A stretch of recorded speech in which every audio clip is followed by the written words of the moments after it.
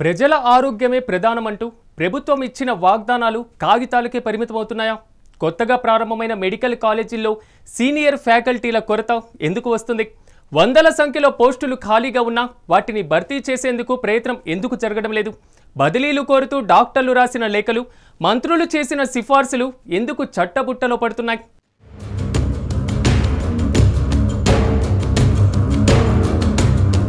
తెలంగాణలో ప్రస్తుతం 56 ప్రభుత్వ మెడికల్ కళాశాలలు ఉన్నాయి. ప్రభుత్వ ఆసుపత్రులకు అనుసంధానంగా ఉన్న ఒక్కో మెడికల్ కళాశాలకు ఎంసీఐ నిబంధనల ప్రకారం కనీసం 120 నుంచి 150 మంది ఫ్యాకల్టీలు ఉండాలి.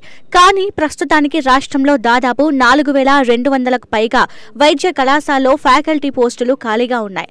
లెక్చరర్, అసిస్టెంట్ ప్రొఫెసర్ పోస్టులతో పాటు అసోసియేట్ ప్రొఫెసర్ పోస్టులు భర్తీ కావడం లేదు.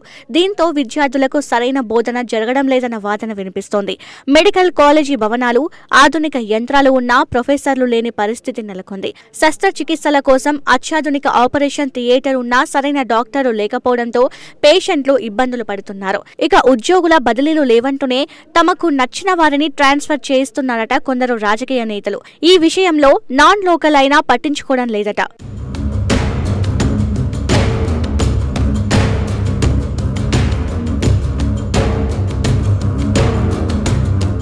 ఇక వ్యవస్థ తీరుతో ప్రభుత్వ డాక్టర్ పోస్టులపై ఆసక్తి తగ్గి ప్రైవేటు ఆసుపత్రులలో ప్రాక్టీస్ కోసం డాక్టర్లు మొగ్గు చూపుతున్నారట. దీనికి నిదర్శనమే నల్గొండలో డాక్టర్ తల్లం నాగేశ్వరరావు విషయంలో జరిగింది.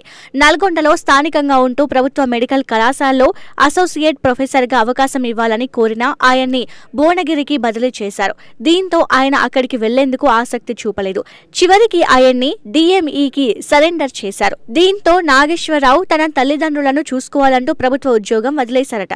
మంత్రి కోమటిరెడ్డి వెంకటరెడ్డి స్వయంగా నాగేశ్వరరావు విషయంలో వైద్య శాఖ అధికారులకు లేఖ రాసినా ఆ లేఖ ఉన్నతాధికారులు పట్టించుకోలేదట.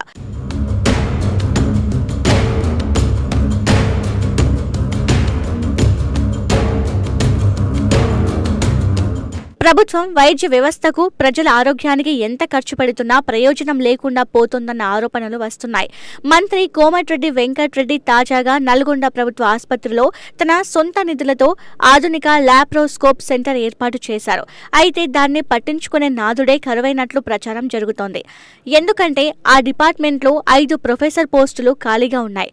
ఓవైపు ప్రభుత్వ ఆసుపత్రుల్లో సరైన వైద్యం అందక పేద ప్రజల ప్రాణాలు గాల్లో కలుస్తుంటే, నానానికి మరోవైపు వైద్య అధికారుల భవిష్యత్తు ప్రశ్నార్థకంగా మారినట్లు అర్థమవుతోంది.